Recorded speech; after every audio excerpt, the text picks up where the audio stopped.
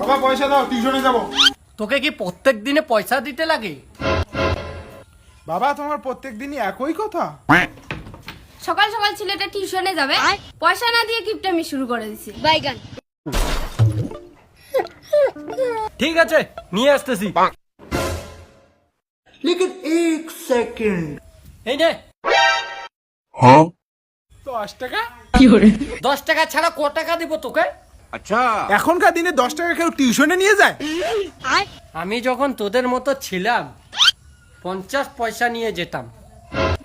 তোমার আর কিপটামিটা গেল না।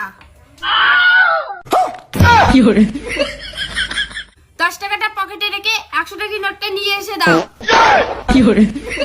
আমি পারবো না, আমার কাছে অত টাকা পয়সা নেই। তুমি দিবা কি না?